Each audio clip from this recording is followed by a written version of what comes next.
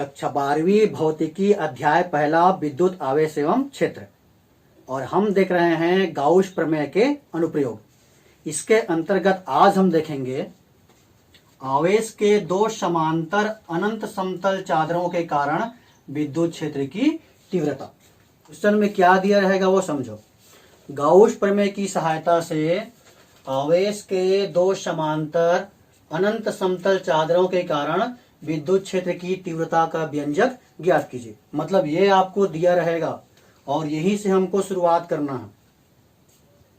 Gauss के प्रमेय की सहायता से कहता है तो आपको पता होना चाहिए कि गाउस का प्रमेय किसे कहते हैं और ये किसके लिए लागू होता है।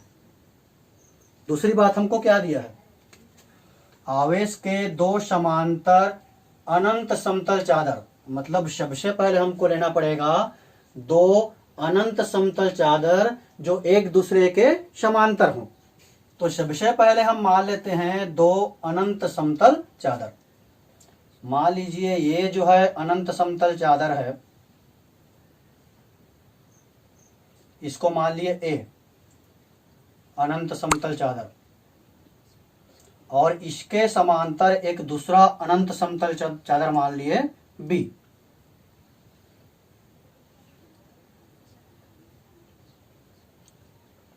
ये सब कहां से मिल रहा है? ये सब आपके क्वेश्चन से ही मिल जाएगा।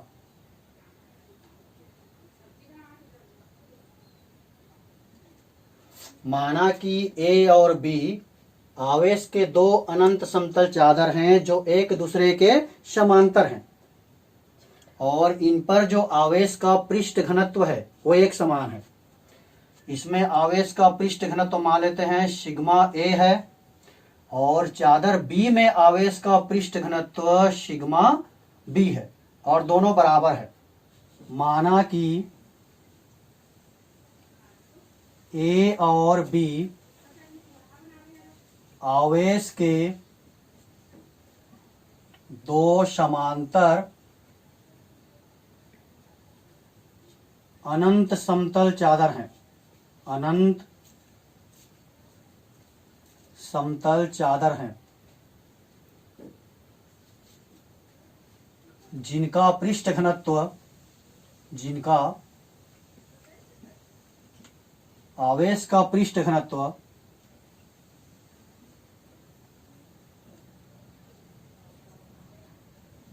एक समान है, अर्थात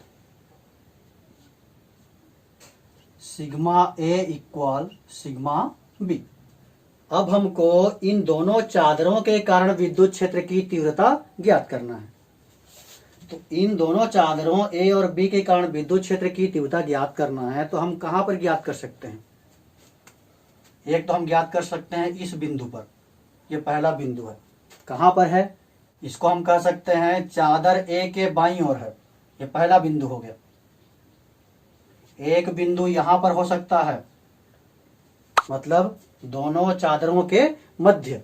और ये बिंदु कहां हो सकता है? ये मतलब चादर बी के दाईं ओर। चादर ए और बी के बीच का जो क्षेत्र है, आसपास के क्षेत्र है, उसको हम तीन भागों में विभक्त कर सकते हैं। पहला क्षेत्र कौन सा हो गया? चादर ए के बाईं ओर का क्षेत्र। यहां पर हम विद्युत क्षेत्र की तीव्रता ज्ञात कर सकते हैं। दूसरा क्षेत्र दोनों चादर के बीच का क्षेत्र, यहां हम विद्युत क्षेत्र की तीव्रता ज्ञात कर सकते हैं। और कौन सा बिंदु हो सकता है? तो ये तीसरा बिंदु, ये दूसरा क्षेत्र हो गया, और ये तीसरा क्षेत्र हो गया। यहां पर भी हम विद्युत क्षेत्र की तीव्रता ज्ञात कर सकते हैं। ये बिंदु कहां पर है? चादर बी के दाईं ओर। दोनों समांतर चादर क्षेत्र को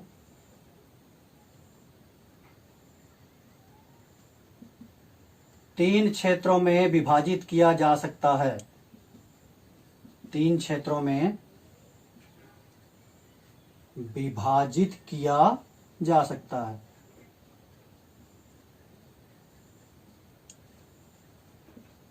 पहला, चादर ए के बाईं ओर का क्षेत्र। चादर ए के बाईं ओर का क्षेत्र मान लेते हैं इसको हम क्षेत्र पहला, जहां पर हम विद्युत क्षेत्र की तीव्रता ज्ञात कर सकते हैं। दूसरा, चादर ए और बी के बीच का क्षेत्र, चादर ए और बी के बीच का क्षेत्र, इसको हम मान लिए क्षेत्र दूसरा। तीसरा, चादर बी के दाईं ओर का क्षेत्र, चादर बी के दाईं ओर का क्षेत्र, इसको हम मान लेते हैं क्षेत्र तीसरा। मतलब ये जो तीन क्षेत्र है, इस क्षेत्र के किसी भी बिंदु पर हम विद्युत क्षेत्र की तीव्रता ज्ञात कर सकते हैं। तो इससे पहले के क्लास में हम पढ़े हैं कि अगर हमारे पास आवेश का एक अनंत समतल चादर हो तो उसके कारण विद्युत क्षेत्र की तीव्रता का व्यंजक, तो वो व्यंजक आपको याद होना चाहिए। अगर हमारे पास केवल एक आवेश का अनंत समतल चादर रहता है तब विद्युत क्षेत्र की तीव्रता E इक्वल होता है सिग्मा अपान 2 इप्सिलॉन नॉट। इससे पहले के क्लास में पढ़े हैं आवेश के अनंत समतल चादर के कारण विद्युत क्षेत्र की तीव्रता E बराबर सिग्मा अपान 2 इप्सिलॉन नॉट, और ये R पे निर्भर नहीं करता। मतलब उस समतल चादर के चारों ओर प्रत्येक बिंदु पर विद्युत क्षेत्र की तीव्रता एक समान होती है, क्योंकि इस व्यंजक में कहीं पर R नहीं है। तो चलिए अब हम देखते हैं क्षेत्र पहला में विद्युत क्षेत्र की तीव्रता। तो तीनों क्षेत्र में अगर हमको विद्युत क्षेत्र की तीव्रता निकालना है तो उसके लिए पहले हम ये मान लेते हैं कि ये जो आवेश का अनंत समतल चादर A है उसके इस ओर विद्युत क्षेत्र ऋणात्मक है, ये विद्युत क्षेत्र ऋणात्मक है और इस ओर धनात्मक है। मतलब यहां पर भी सेम होगा, ये बाईं ओर ऋणात्मक हो जाएगा और दाईं ओर धनात्मक हो जाएगा। मतलब आवेश का जो अनंत समतल चादर है उसके बाईं ओर अगर हम ऋणात्मक लें और दाईं ओर धनात्मक लेंगे, समतल चादर के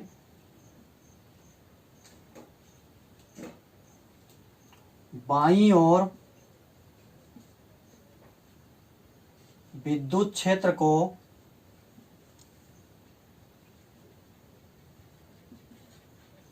ऋणात्मक तथा दाईं ओर धनात्मक लेने पर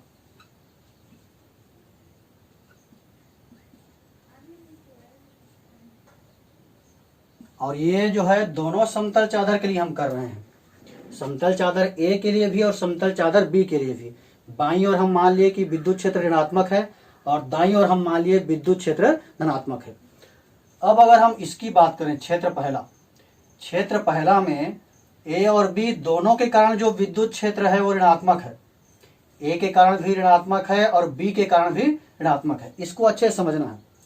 ये क्षेत्र पहला में क्या हो रहा है, A का भी विद्युत क्षेत्र ऋणात्मक है और B का विद्युत क्षेत्र भी ऋणात्मक है। चूंकि क्षेत्र पहला में चादर A और B दोनों के कारण विद्युत क्षेत्र ऋणात्मक है, विद्युत क्षेत्र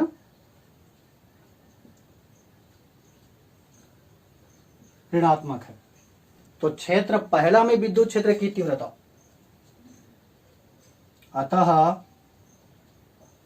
क्षेत्र पहला में विद्युत क्षेत्र की तीव्रता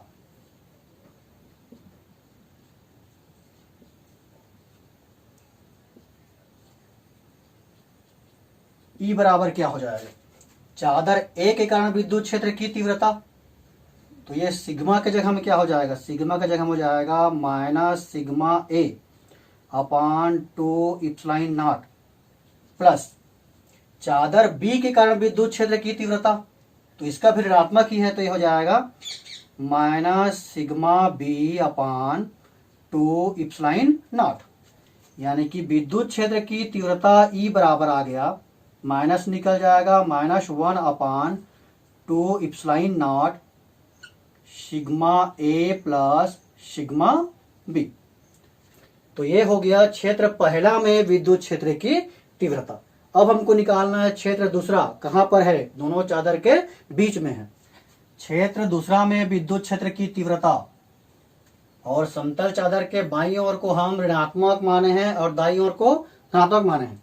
मतलब अगर हम क्षेत्र दूसरा की बात करें तो क्षेत्र दूसरा में ए का जो विद्युत क्षेत्र है वो धनात्मक है, लेकिन बी का जो विद्युत क्षेत्र है वो ऋणात्मक है। ये क्षेत्र दूसरा है तो इसमें ए का विद्युत क्षेत्र धनात्मक है और बी का जो विद्युत क्षेत्र है वो ऋणात्मक है। चूंकि क्षेत्र दूसरा में चादर ए के कारण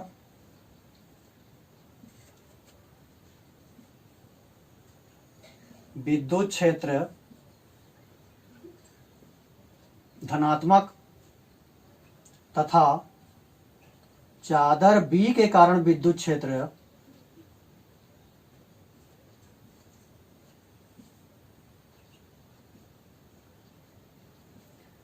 ऋणात्मक है। ए का विद्युत क्षेत्र धनात्मक है और बी का विद्युत क्षेत्र ऋणात्मक है। तो विद्युत क्षेत्र की तीव्रता E बराबर, अगर हम ए के लिए कहेंगे तो ये प्लस होगा, तो ये यहां से हमको मिल जाएगा sigma A upon two epsilon naught plus B का जो विद्युत क्षेत्र है वो ऋणात्मक है, तो यहां हमको मिल जाएगा minus sigma B upon two epsilon naught. इसको हम लिख सकते हैं विद्युत क्षेत्र की तीव्रता E equal 1/2 epsilon naught sigma A minus sigma B.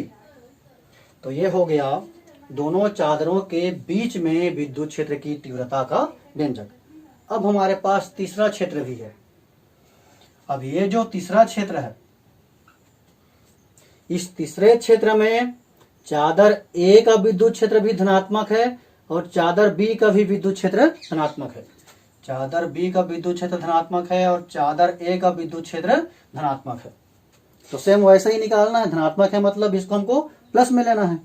क्षेत्र तीसरा में विद्युत क्षेत्र की तीव्रता, क्षेत्र तीसरा जो है इसमें चादर ए का विद्युत क्षेत्र भी धनात्मक है और चादर बी का विद्युत क्षेत्र भी धनात्मक है। तो सीधा हम लिखते हैं विद्युत क्षेत्र की तीव्रता E बराबर क्या हो जाएगा?